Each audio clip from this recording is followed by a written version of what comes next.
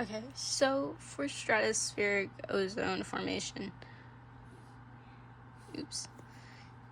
UV comes from the sun. It is UVB and UVC. And it will interact with O2 molecules. And it will then split into O atoms. These O atoms will interact with the O2 in the stratosphere and bond to form ozone. However, it is a very similar reaction for depletion, but instead it is the other way. So instead of the UV interacting with O2, for depletion, the UV starts at ozone. So this would be UVB/C also. So starting with ozone, the UV from the sun will cause it to break into oxygen atoms and oxygen molecules. Then these two atoms will bond together and create O2. So it is a similar reaction, but instead it starts at ozone and it goes the opposite way and forms oxygen. So the benefit of ozone in the atmosphere, or stratosphere, I should say, is that it absorbs UV, I wrote that really big, UVC, UVB, but also allows UVA to pass through. So even though not all UVB is absorbed, it does get most of it. So most of the UV light and solar radiation that we get is UVA. However, if there was less ozone, then there would be less to absorb these two. So that would increase the amount of solar radiation that we would receive. So for plants, this would mean damage to cells/tissue. And if there is damage, then they cannot properly perform photosynthesis. And then if they can't perform photosynthesis, they will die. And if they die, then animals, like, let's draw a bunny to represent animals. That's a bunny. They can't eat the plants. So if they can't eat the plants, then it really disrupts the food chain, and higher trophic levels above this flower here, this bunny here, higher levels will also not be able to eat due to the primary producer being less available.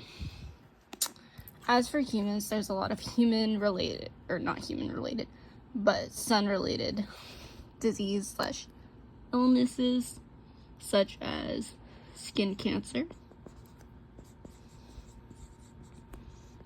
and cataracts,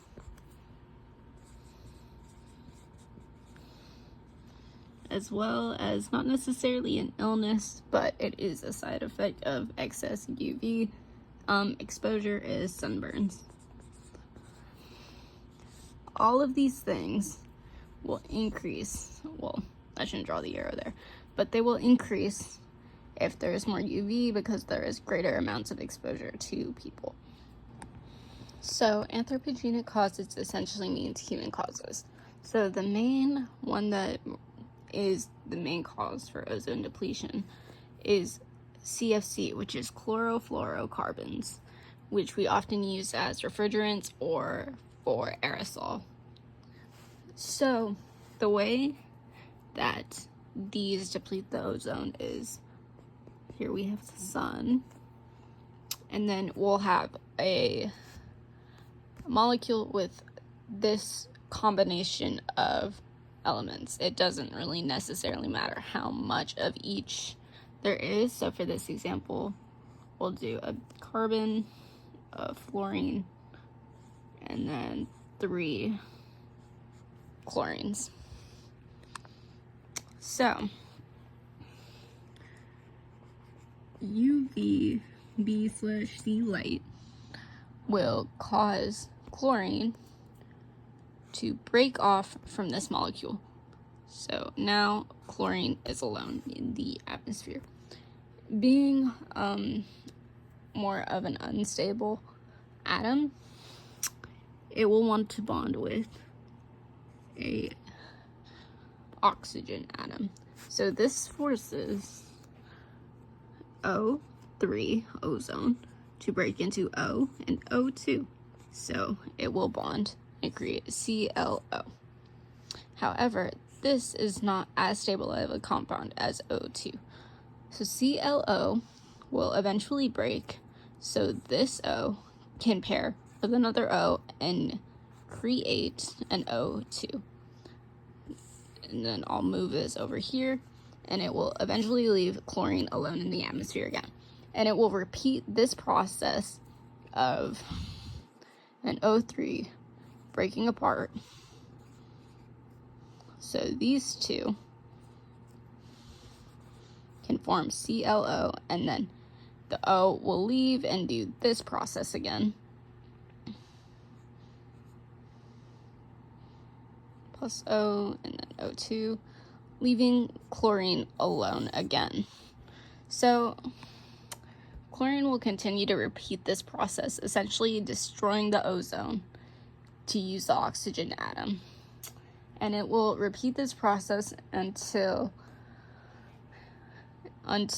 chlorine eventually will find a more stable pairing that won't separate like O does to bond with O.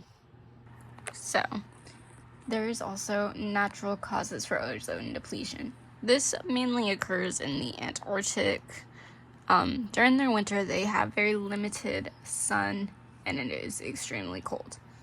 So, during this time, it is extreme cold and essentially darkness. So, during this time, polar atmospheric clouds, which are polar stratospheric clouds, my mistake, are in the stratosphere. These contain HCl and then ClONO2. As we can see, these both contain chlorine. So, these two will create a reaction where it is chlorine molecule is created. And this will continue to happen until there is just a Cl2 buildup. And then we transition over to spring. Now there is sunlight, and there's still these clouds, and our Cl2, all the built up Cl2, will break off into independent chlorine atoms. And then Cl. As we can see, this is a lot of chlorine. And this splitting of this molecule is due to the UV. B/C, essentially just the solar radiation, causes this breaking of the molecule into just ClCl, chlorine molecule, or not molecules, atoms.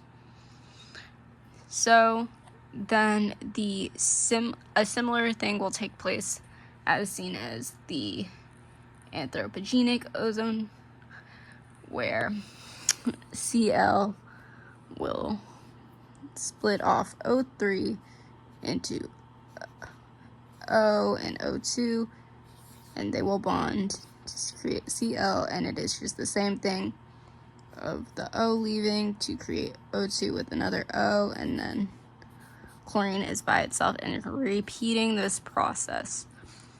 So that is the free chlorine atom just continuously depleting the ozone, especially with this buildup of chlorine. It is extremely significant in the Antarctic during this time.